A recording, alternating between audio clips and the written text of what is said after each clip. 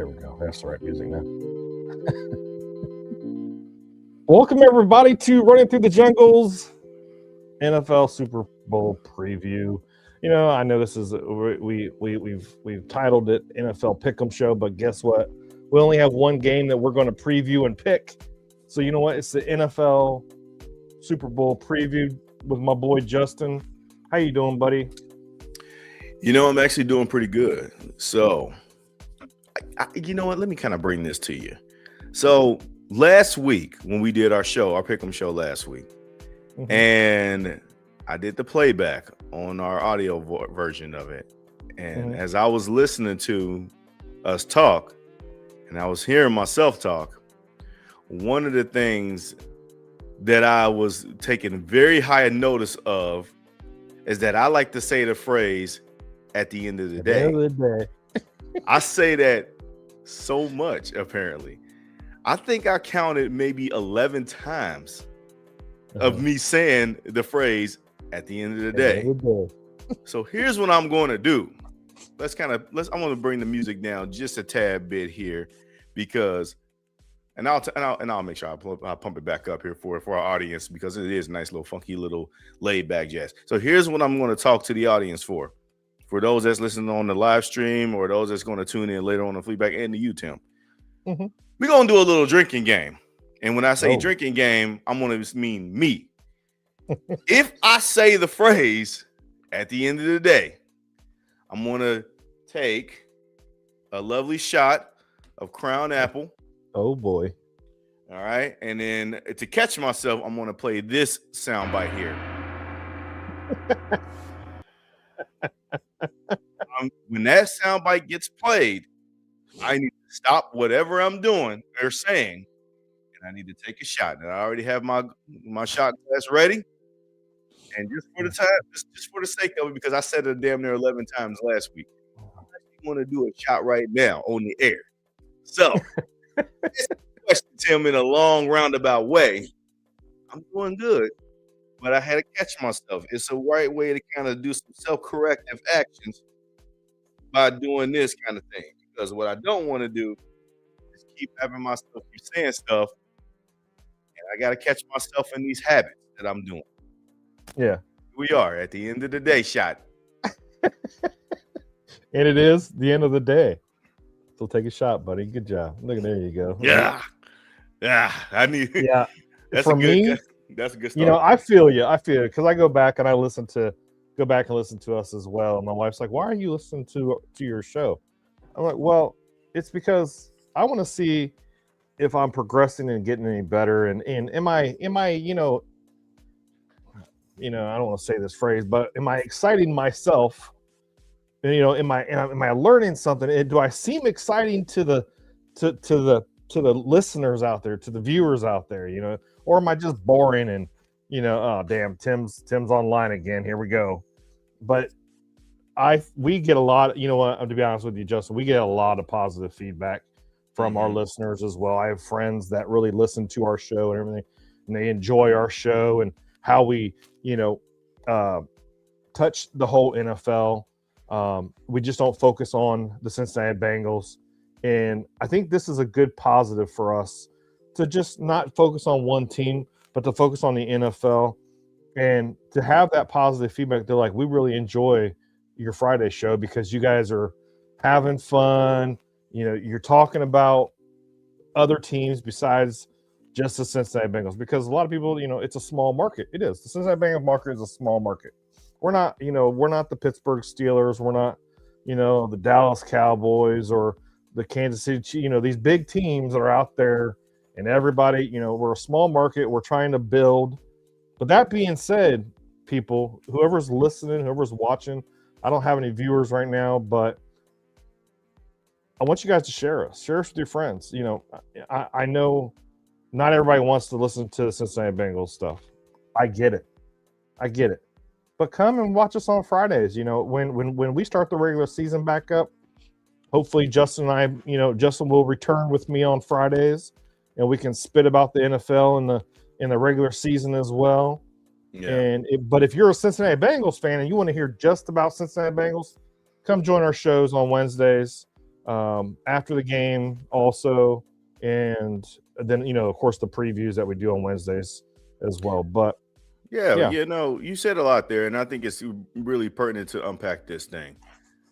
The Cincinnati Bengals, while we view this as just another small market team that don't really get a lot of publicity, especially from the national media, I think that the Bengals have heightened awareness within our fan base that look, the names and the pieces that we have on the actual team is what makes this thing go. It's not the ownership, it's not the coaching staff, it's not the front office. Hell, it ain't even the actual city itself. It's the team. It's the actual personnel that you have. You got Joe Burrow, who moves the mountains when it comes to getting any sort of national attention. And you got Jamar Chase and T. Higgins, who appeared on Radio Row for the Super Bowl. Yep. And it's a lot of – and then Trey Hendrickson for a little brief stint during the offseason. Normally, when you see the national media talk about the Bengals up in those airwave spaces, a lot of the times it can be negative. But this is why we come in, and this is why it's also one of those things to where we don't just spew out just the Bengals content and then the team from a team perspective. It's mainly for the focus of let's just draw the bridge of connection from life perspective and to football perspective and understanding a unique way of viewing the Cincinnati Bengals. And we're not the only podcast that's talking about Bengals in a different light as opposed to what you always see. You see so many other teams. I mean, so many other podcasts out there. There's a lot of great content creators that cover the Bengals. And I tip my cap to them because it almost feels like a full-time job. And I sit back and I click on those shows and those videos and I'm thinking about like, you know what? I'm glad to be able to rely on public media perception. Now, don't get me wrong. I don't want to try to be like every other show, but it's still nice that there is a coverall basis that can really capture the real audience of the Bengals fan base into those minds. And it's working. It really is working because now you're starting to see the tone get changed. You see that the Bengals fans and others are challenging the status quo. Look, we just saw another year go by and not a single Bengal who got elected to the Pro Football Hall of Fame, and then the outrage continues to be astronomically large. Willie and Ken Anderson, for those who don't know what I'm talking about, those guys have already been named to the Pro Football Hall of Fame, but it's not about making it in over certain other people. It's just at the end. I almost did it. It's just that from a day-to-day perspective, screw it. I'm going to say it. I'll take the shot. At the end of the day, there it is. That we want to make sure that our Bengals players get recognized in the same way that other players get recognized too. So, Austin R., thank you so much for joining in the chat. I see that you are mentioning there in the comments and stuff, which you probably forgot because you didn't join in time. So, when Justin says at the end of the day, because that's apparently my catchphrase I like to say, and a lot of people say that, by the way, I am going to take a shot. And I'm trying to correct myself on not saying it as often. Last week I said it a lot, and I'm going to try to cut it down. So, bottoms up. All right. Well, anyways, you guys are here for a reason. We're not here to talk about Cincinnati Bengals. You guys can go catch that shit on Wednesdays. You guys can go do that on Wednesdays. So here we go. We got a big game coming up on Sunday. Big game. Pretty big game. I think it's a big game. I know a lot of people are like, oh, this Super Bowl is not, they're not too hyped about this Super Bowl matchup. It's a great game. I think. A lot of people are saying, oh, this is what we're getting for the Super Bowl, the Seahawks and the Patriots. Well, they're the two best teams in the NFL. They're going to be playing in the freaking Super Bowl this weekend. Whether if you're a Seahawks fan or not, or a Patriots fan or not. I know a lot of my friends, they are all-time haters of the Patriots. And I know a lot of people from California that hate the Seahawks. I get it. It's the NFL.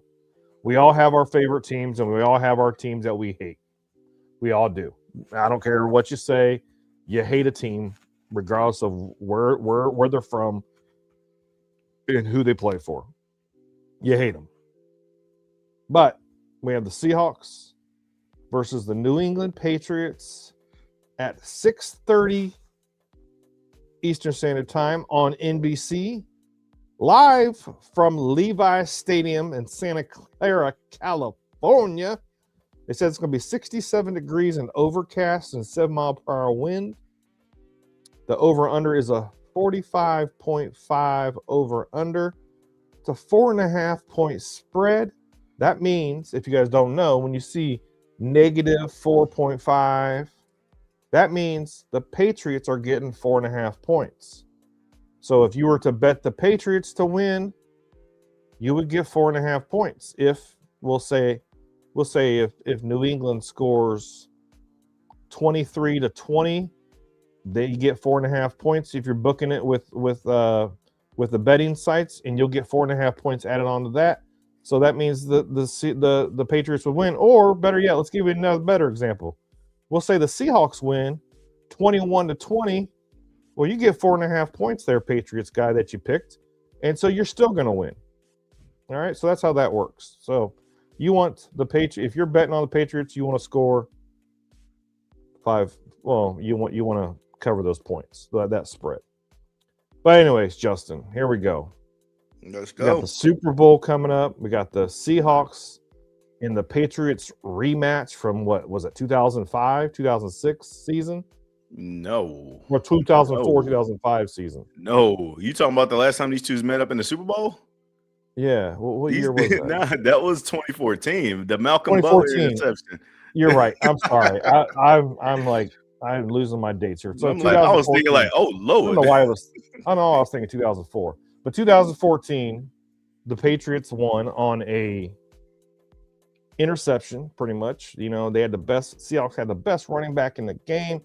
They don't hand the ball off to Marshawn Lynch for a touchdown, and the Patriots win the game. And what was it, 24? Was it 28, 24, 20? Yeah, 28-24. Yeah, 28-24 is what it was. See, I knew I was right about something. Damn. But anyways, so we have the Seahawks. They're pretty much, these two are, almost like yin and yang. They really are. You look at their stat. So I have Bleacher Report up. You look at it, the Seahawks are third in points per game. Patriots are second in points per game. Points allowed, the Seahawks are first, and the Patriots are fourth. Then you have total yards. Seahawks are eighth, and yards for the Patriots is third. You have this it's a really good, on paper, it looks like a really good matchup. But my biggest concern, Justin, and tell me how you feel about it when I mention this concern is can the Patriots offense really step up and turn it around and catch fire to beat the Seahawks? What do you think of that Patriots offense? I think that the Patriots offense is really a controlled, balanced offense. I think that you got to be able to understand where you're going to be able to dictate as far as how you're going to open the game up. Are you going to start it off by running the ball? You got two pretty good running backs there with Travion Henderson and Ramondre Stevenson. But you also have some really good quick passing weapons out on a receiving end.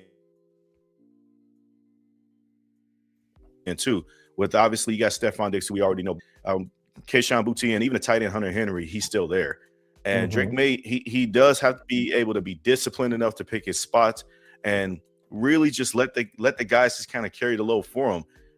I think when and I'm not going to compare them to this team, but I think that when I look at this Patriots squad for Drake May, I think you need to look. I think I'll go back to the shades of the 97 and 98, those two-time Super Bowl winning Broncos team when John Elway, not saying Drake May is John Elway by any means, but right. John Elway did not carry those teams, those two teams specifically. Now, in the years before, John Elway carried a boatload of teams to the Super Bowl. They just happened to lose those games. But for those two seasons specifically, you were looking at the run game. Terrell Davis, you got the tight ends. Rod Smith, the wide receiver, Shannon Sharp, I mentioned as one of the I didn't mention, but he's one of the tight ends. They were like a Ferrari, they were like a sports car.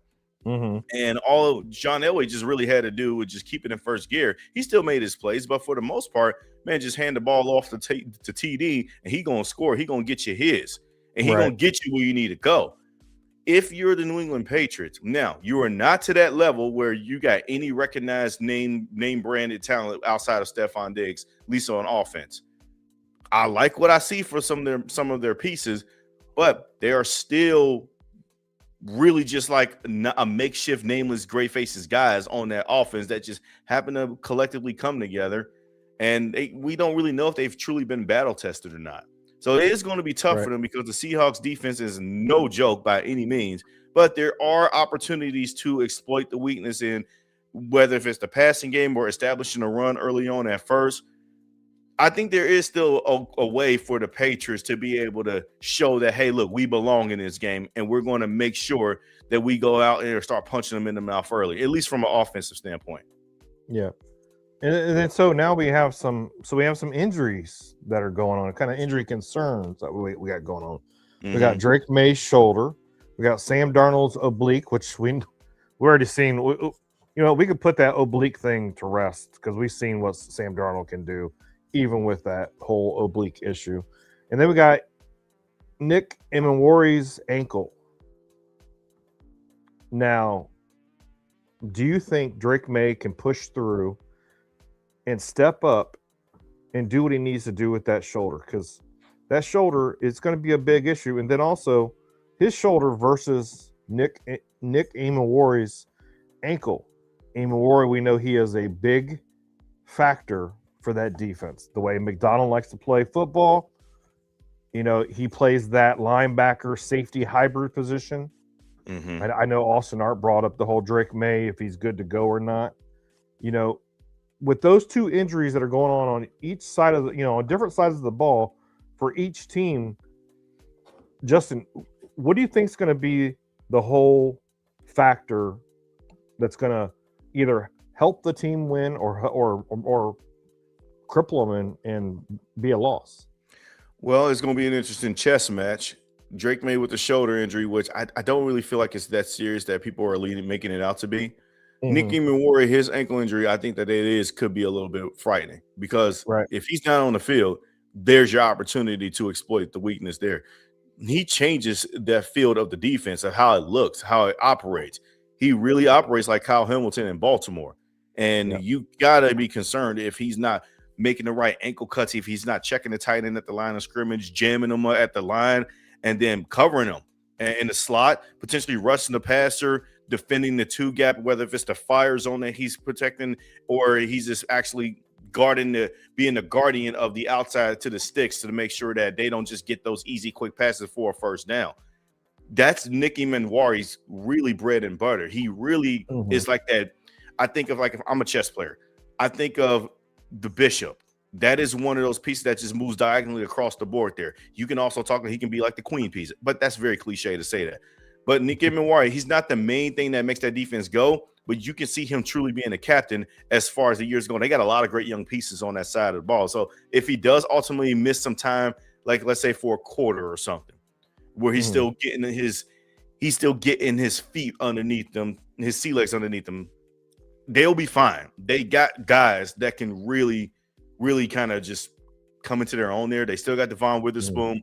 I still like Tariq Woolen, even though I know that he didn't have really a great NFC Championship showing with the pass interference calls or the taunting call and then getting beat for a big play, whatever. I still think that Tariq Woolen is a fine corner, and I would love to have him on the Cincinnati Bengals. They also have a really good pass rushing and D-line as a whole. It's not going to be easy to get easy yards from them. So as I mentioned with the Patriots and the opportunity to try to establish the run, well, Nick Emmanwori, one of his superpower strengths is he is really good at stopping up, kind of coming into the gap and stopping the run. But Drake May, I think that the only chess match that he's going to have to make is if his receiver's not getting open and if the shoulder really is as bummed as they are saying right now, even though I have my reservations and I don't really have that much concerns on it. Well, he's going to make those business decisions of, do I really want to risk it? This is the biggest game of his life right now, the Super Bowl. Not a lot of people are going to play it. I don't think it's going to really be much of an issue. I think it's not going to be much of an issue for both players and for both defense and offense of the Patriots and the defense of the Seahawks. I think they'll be fine. I don't really have much concerns when it comes to the injuries, even though I do acknowledge that they're there. But from a mentality standpoint, I think once the game is being played, the adrenaline is going to just be too much for them to Right. overcome. Right. And yeah, I just really don't have much concern, honestly.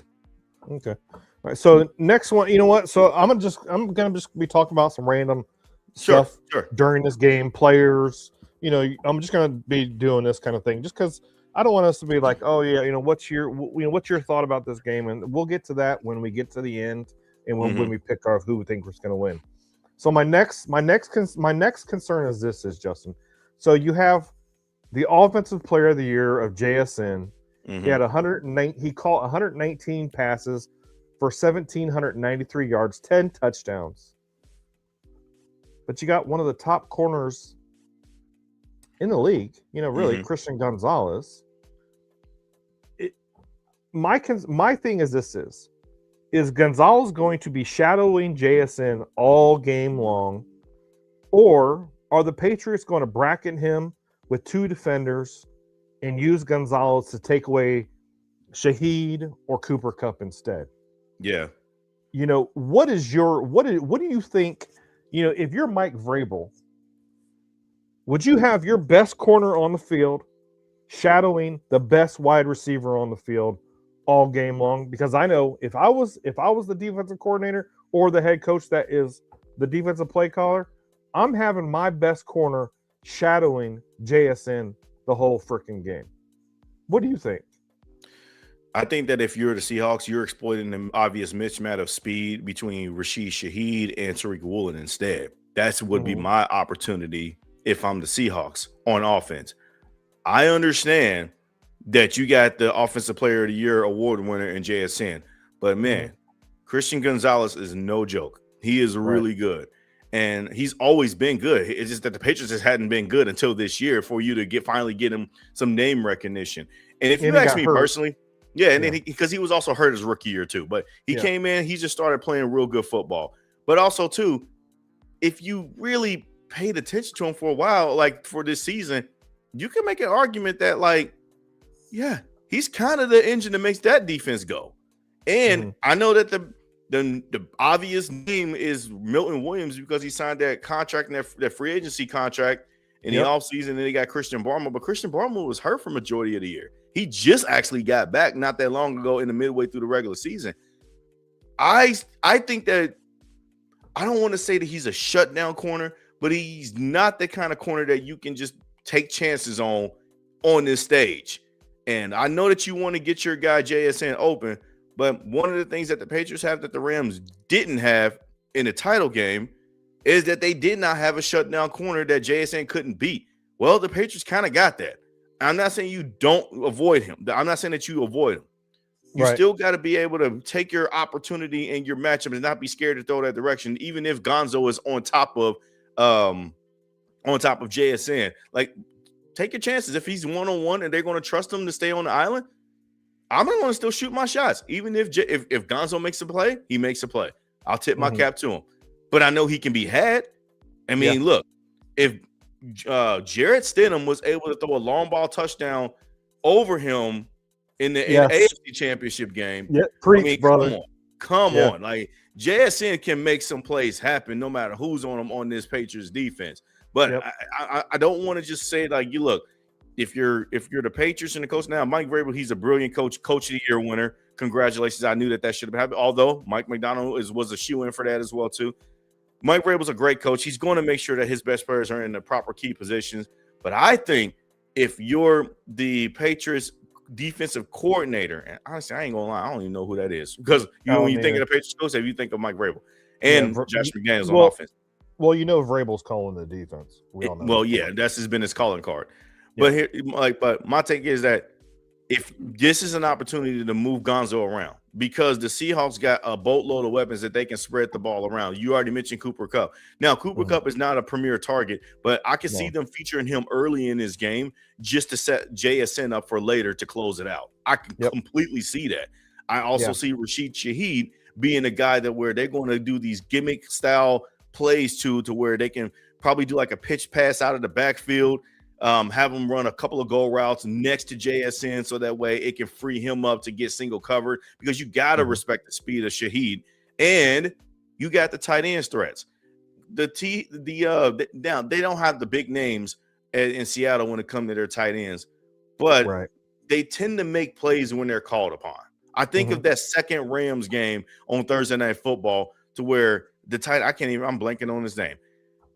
I think, was it Barton? I gotta look. I'm gonna double check and look back at my notes later. But he made the catch in the end zone for the 2-point try, and it's like, did nobody want to try to cover this dude? Like it was insane how many plays that their tight ends just make because you always forget about them.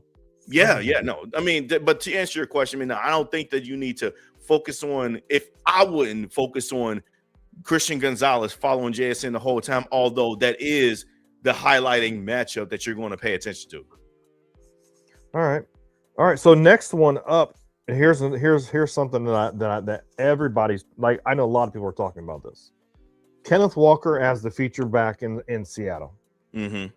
Okay, before Charbonnet got injured, he was averaging like 47% of the snaps during the regular season.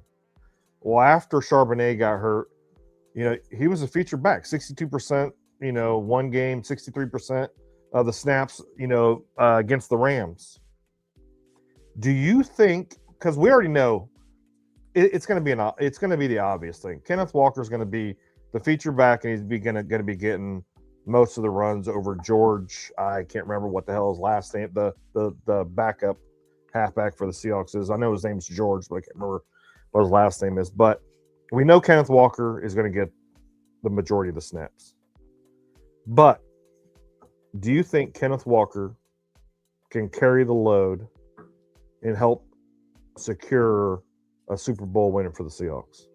I'm going to do you one better. I think Kenneth Walker is going to have a great game, and I think that he is my pick to win the Super Bowl MVP. Looking at his over and under rushing yards total is set at 72.5. Now, this is courtesy of FanDuel Sports, and it can be right around that mark. Right. I'm betting the over on that because I think that the Seahawks know how to aggressively attack the run, and Kenneth Walker is the perfect running back to be able to do it. You might stuff him. Like New England has a great defensive line. They can probably stop him and neutralize him a little bit early, but he's one of those running backs that you got to start putting your respect on because he can make hell for a D-line, especially as the game wears on and you're getting tired. And next thing you know, they're handing it off to their number 9, and he's breaking tackles. He's doing these juke and these jump cuts and stuff. Look, we've been mentioning about Bijan Robinson, but I think that after Super Bowl Sunday, I truly believe Kenneth Walker really needs to be heralded as one of the best top 5 running backs in the game, along with the likes of Christian McCaffrey, Saquon Barkley, and now Bijan Robinson, Derrick Henry. I think Kenneth Walker is going to insert himself in that conversation going into next year. Right now, his Super Bowl MVP odds is plus 850, and I really like those odds because everybody knows that quarterback is one thing, but when you also looking at quarterback, they do got tough matchups against tough defenses. I do expect a turnover to happen at some point, whether if it's Drake May throwing a pick 6 or whether if it's Sam Darnold throwing a pick 6 or whatever. I do not expect the defense of either side to go away quietly. Although I really like how both quarterbacks have performed admirably throughout the regular season. Sam Darnold performed excellently throughout the postseason so far, especially being the number 1 seed. I think at the end of the day, wait a minute. I got to do it. To be able to be successful, even though it's going to be tough, you have to be able to establish the run. And I think if I am going to if I'm going to place any token chips on a guy to establish the run, I think I might want to have to take Kenneth Walker. So I just appreciated his game. Just appreciate his game. And yeah, also, I'm glad you pulled up his comment because I was just thinking the same thing. I didn't realize he was that fast.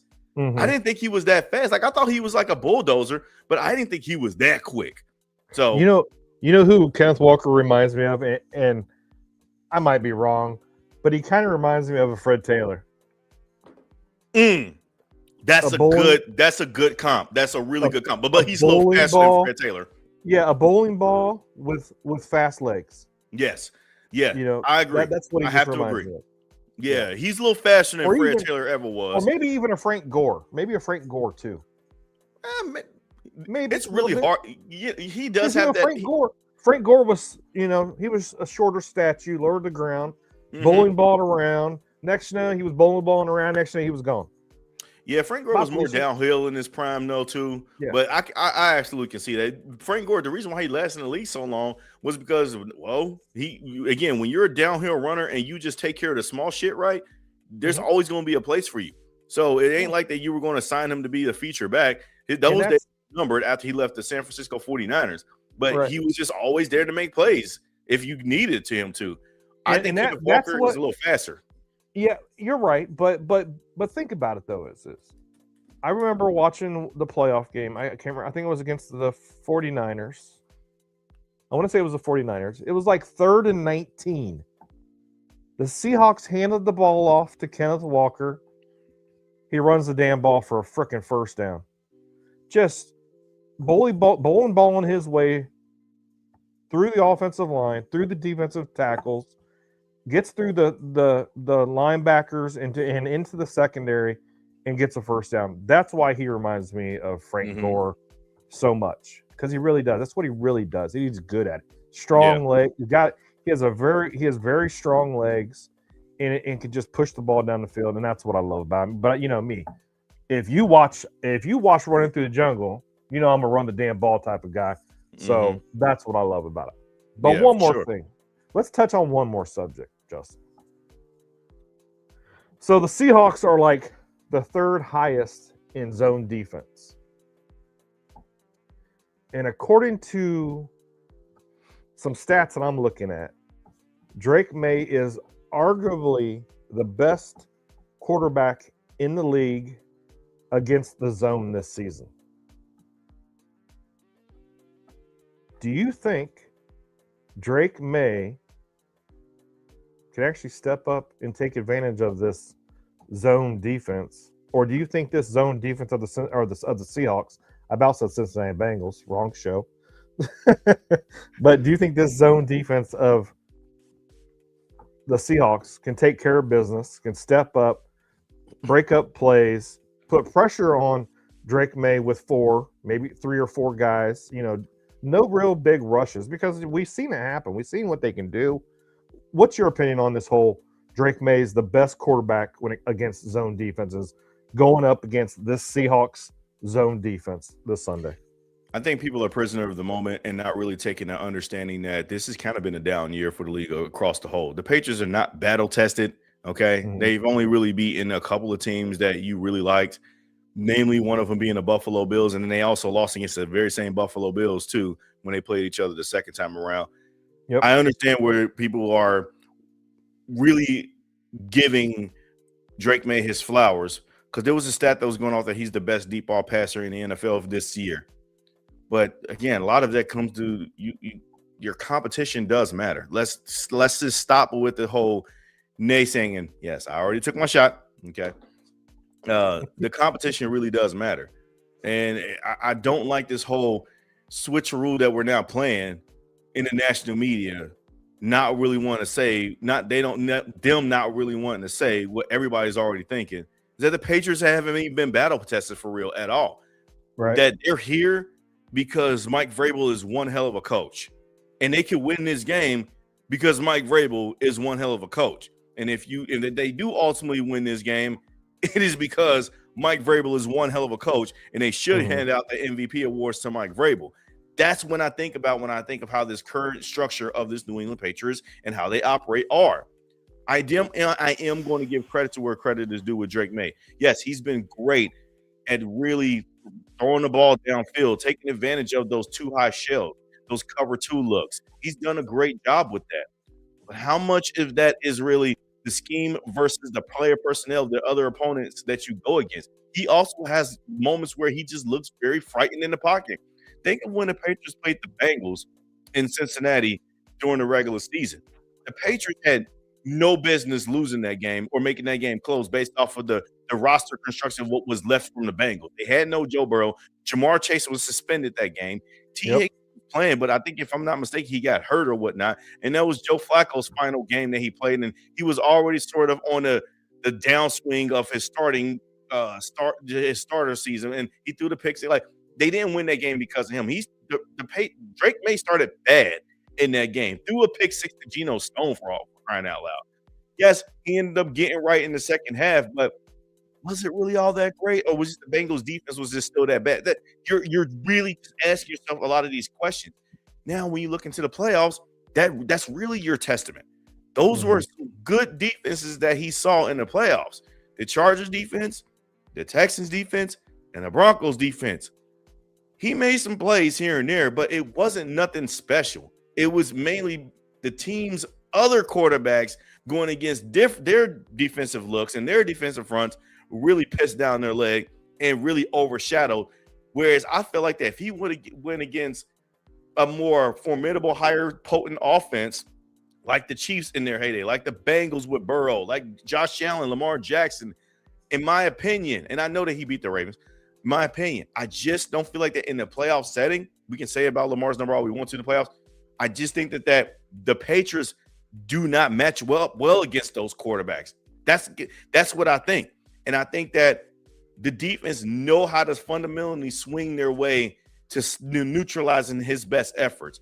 This Seahawks defense is going to be really tough for him. It really is.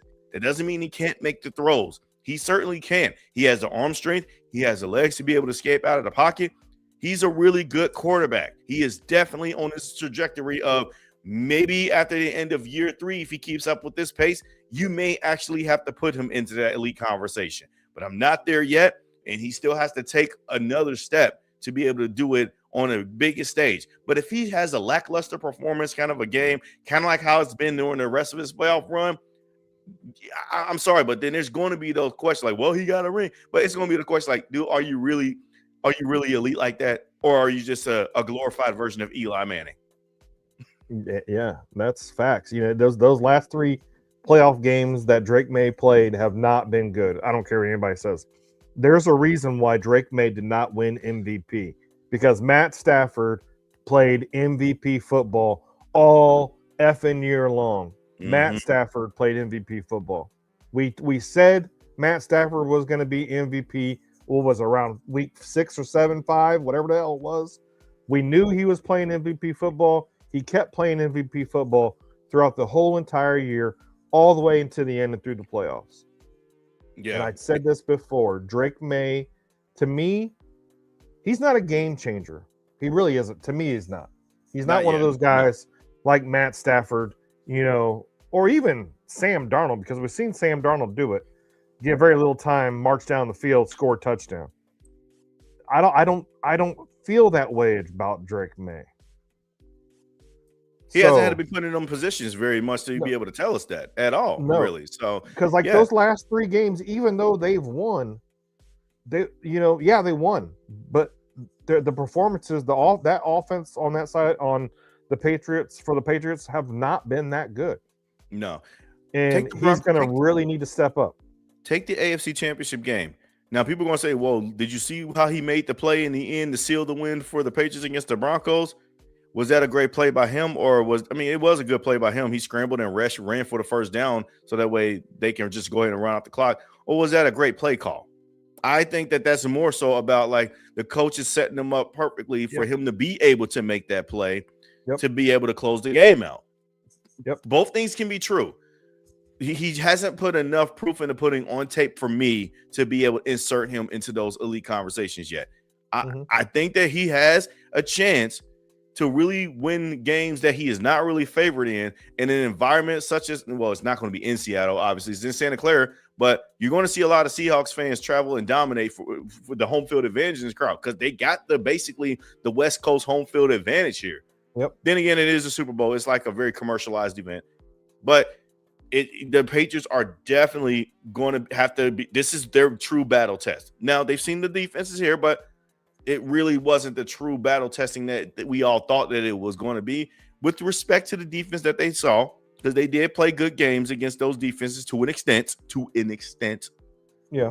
But Seattle's a different beast, man. Seattle's a different beast. I do want to touch base on one thing before we close this out, obviously, with our picks and whatnot, or unless you have any damn questions, because I do have some player prop bets that I want to go through, just to kind of share with the audience of what I like. Yeah, go ahead. Now, I've already mentioned Kenneth Walker that I do like him for over/under rushing yards. I mean, I'm taking the over on his 72.5, and I do like him for being my Super Bowl MVP. There is a chance that I would like to parlay that. I'm not doing any touchdown scores. Let's see. Travion Henderson. Believe it or not, his over or under rushing yards is at 18.5. I think I'm going to take the over on that because I get it. Ramondre Stevenson is your feature back, but Travion Henderson, man, it's one of those nice change of pace kind of backs to where in one run he can swing out and get you a 20-yard pickup, and then boom, that's going to cover that. I do like that. I do also like Stephon Diggs for the over in his receiving yards at 44.5. If the Patriots do get down on the scoreboard, they're going to have to pass the ball. And what way to get back into the game? By throwing into one of your better receivers, somebody that is the heart and soul of the offense, and that's Stephon Diggs for real. And Drake May favors Stephon Diggs. He seriously, because he needs him. He really does need him. Okay, Stephon Diggs is really the key that unlocks that passing game for Drake May. He does help everybody else get open because his presence just really it shows on the field. You can see it. If he's not on that field, I'm not saying that it's not impossible for the Patriots to win, but like, I don't know, man. That aura that Stephon Diggs comes with, he is one of the leaders of the team. Like when I think of the leader of the team for this Patriots team, I think Stephon Diggs first. I truly do. Yeah. And last but not least, I do like the over on Jackson Smith and Jigba's receiving yards too. What is it? It's at 92.5. Or 93.5. Oh, he's busting that. I think he does go over that, but it's going to be tough because right now he's going to learn that he's got a bullseye on his chest. Oh yeah, the DBs is going to want to come after him. He's going to have to learn how to adjust his game to seeing double covered bracket coverage all the time. This is what we've been talking about all season long. Everybody's been giving him his flowers, and rightfully so. He deserved them. Same with the Emeka Egbuka and Puka Nacua. And I love Puka and JSN. But they haven't seen the Jamar Chase, Justin Jefferson treatment yet, respectively, in their careers where they're getting double covered. Their offensive coordinators have been scheming them open pretty damn good. And Clint Kubiak is one hell of an OC, and he will make sure his guy gets the ball. And there's a reason why Clint Kubiak is going to be getting on a flight and heading straight to Vegas after this game is done to become the head coach of the Las Vegas Raiders. It was because of what his job is, what he's done with JSN at the receiver. That alone got him this head coaching job. So I do like that to continue in this game, although it is going to be tough. I'm not saying he's going to break it wide open, but I do think that he gets slightly over 100 yards, maybe a couple of scores, maybe one or whatnot. But overall, I think I love my prop bet for Kenneth Walker to really bring home the Super Bowl MVP trophy. And sure, I could be wrong about all of this. It is the Super Bowl for crying out loud. But I feel pretty good about it. Yeah, I like those bets. I agree with you. I'm gonna text my wife and have her put me some bets on. She's at the casino right now, so I'm gonna have her do some bets that's what's up. While she's there. So let's get into it. The actual Super Bowl. Mm-hmm. So I'm going to go ahead and start off, Justin. So we got the Seahawks versus the Patriots. I am rooting for the Seahawks to win. We've said this from I don't know how long ago, but the NFC was going to win the Super Bowl if it was either the Seahawks or the Rams. And I still believe that to this day. That Seahawks defense is way too good. Way too good. They've played a lot of good teams throughout the whole season. They've stepped up. They've done what they needed to do. This defense is not going to be light work for Drake May in that offense because, like I said, the last 3 playoff games that we watched the Patriots, it put me to sleep. It really did. It put me to sleep. Like I was expecting a lot of points being put on the board or something, and I know I see Austin Arts commenting here. Stephon Diggs is a really good wide receiver, and I think he is going to get a good amount of touchdowns on Sunday. He might get a touchdown. That's what my prediction is. He might get a touchdown. But the thing is the Patriots are also matching up against JSN, against Shaheed, against Walker, against Sam Darnold. Sam Darnold has won 14-plus games these last 2 seasons. Or 13-plus games these last 2 seasons, however many it's been. He's a good quarterback. You guys that doubt him, stop doubting him. He's stepped up. He's taken this team to the Super Bowl. And it's not a one-man job. It's a 52-man roster job to get to the Super Bowl along with your coaches. But Sam Darnold has done wonders. He has developed into a franchise quarterback for the Seahawks. He really has. From when we've seen him drafted from the Jets, then traded to the Carolina Panthers, and then went and played for the 49ers during their Super Bowl season. Then he went to the Vikings. I think all those travels that he did, we always made fun of him seeing ghosts. I think those ghosts have been put to rest. I think Sam Darnold is a confident quarterback out there. And yeah, every quarterback has their day.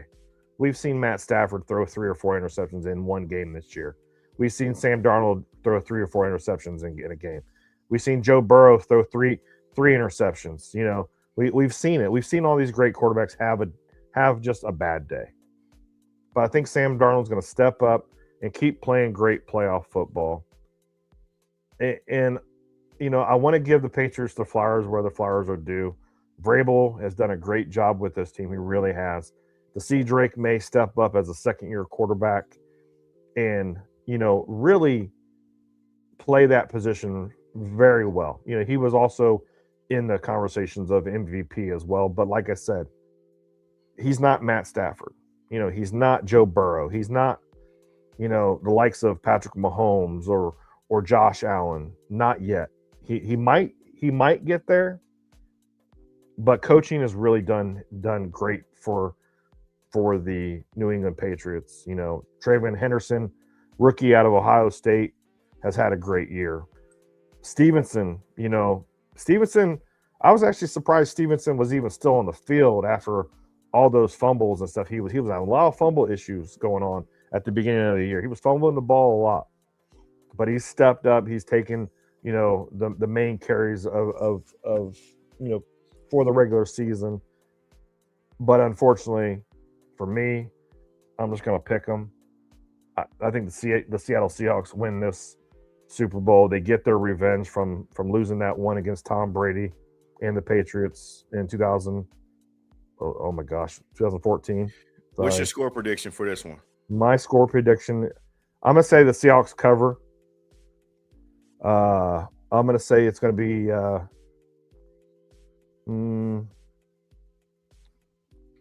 31-20. Okay. Is what my prediction is going to be. 31-20. All right. Yeah, I just think the Seahawks defense is going to be just something that the Patriots really haven't seen. And then also, with that offensive threat of JSN and Kenneth Walker, and that their offensive line is pretty damn good too themselves. So who's your Super Bowl MVP prediction? My Super Bowl MVP prediction, and I've been saying this since Wednesday, it's one Kenneth Walker MVP. Okay, cool. Look, Tim, we're going to see things very similar to here, and I'm going to keep myself very brief and short here because you've already sort of exhausted in your points that I was going to make as well too. And we talked ad nauseum a lot about the show as well. But I will give kudos to the Patriots for making it this far. Look, they have a chance to show that they deserve to be here if they play well. But realistically, when I think of this Patriots team, I think of the coach. I don't think of nobody else except for Mike Vrabel. It's such a great coaching job by him that if they win this game, I think that this can be the early token chip for Mike Vrabel to make it to the Pro Football Hall of Fame in his very short-term coaching career. And he's done great work with the Titans previously. So I do want to rest my case on that. But I do have the Seahawks winning this game. And I have the exact same score prediction with an asterisk because I do believe that it's going to be 31-20. I don't think it's going to be much of a game until I think it's going to be a game like early on, like two defenses trying to figure each other out or whatnot, or offenses trying to figure out each other defense, lower scoring. But I think once the second half starts to flurry and you start to get those points piled up, I think the Seahawks are going to come out a little bit farther ahead. When it gets to midway during the fourth quarter, I think it'll all be about said and done that the Seahawks are going to win this game. Probably it's going to be maybe 31-14 or so. You'll see the Patriots maybe chew up a good amount of time on the clock to get like a late kind of garbage time touchdown to make it 31-20 with the asterisk of they might go for two and probably get to 22. So 31-22 could be the final score. But I do also have the Seahawks covering this game. I also do like Kenneth Walker as my Super Bowl MVP, as I already said 3 different times on the show. So yeah, we're right in line on the cusp and viewing this thing the exact same way. Yeah, I wanted to kind of mention Austin Art. Austin Art, he predicts the Patriots to win 30-24, but his Super Bowl prediction for MVP is Kenneth Walker. That's not going to work for you, bro. That's not going to work, buddy. It's the MVP is usually from the team that wins the game. So yeah, put your MVP in the chat. But I just kind of wanted to.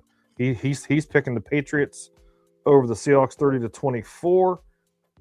But everybody, thank you guys so much for watching, for listening. Make sure you like, you subscribe, you share with your friends.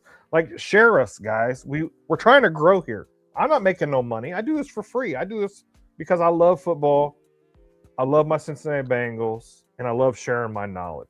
I have friends of mine that call me all the time. It's like, Tim, what do you think of X, Y, and Z? I have my nephew who's just crazy. Like, OBJ is going to the Hall of Fame first ballot, that kind of bullshit. And I'm like, whoa. And of course, my knowledge of the NFL kind of brought him back to earth. But Justin, you got any closing thoughts? You got any final thoughts? Are we going to come back next week and go over the Super Bowl, or is this it for us for the season? I'll put it this way. If the Patriots do end up pulling off the upset, I think we owe them that much of coming back on the air and giving them their flowers. But if the Seahawks win, then I think that, this is about it. It's been fun. I took my shots. I've corrected my errors and my ways of, I took 3 shots, guys. 3 shots. All right. I feel pretty good, though. But no, no closing costs, man. It's been one hell of a time, man. All right. Well, yeah. Thank you so much, Justin, for all. I have a blast with you talking NFL football. I was the winner of the season, but you know what? It's a team effort. It really is. It's a team effort. We as co-hosts of this show are winners together. But I still pick more winners than Justin. But it was fun. It was great. I hope not to see you guys next week because I want the Seahawks to win. I live in Seattle, as you guys all know. My mother-in-law is nervous about this game, and I'm trying to calm her down a little bit, give her some stats and give her some knowledge, and because I'm the sensible one when it comes to football and being an outsider because it's not my ride or die team since the Bengals are, of course. But I'm hoping the Seahawks win this game. I'm going to enjoy some football on Sunday. You guys all enjoy football. Drink responsibly. Have some great food with your friends and your family, or just chill at home and watch the game and see who's going to win the Super Bowl. Well, thank you guys so much again for watching and listening. This could be your final episode of the season for the NFL or Running Through the Jungles NFL Pick'em Show / NFL Show. Thank you guys so much for the support. We appreciate you. Hoo day.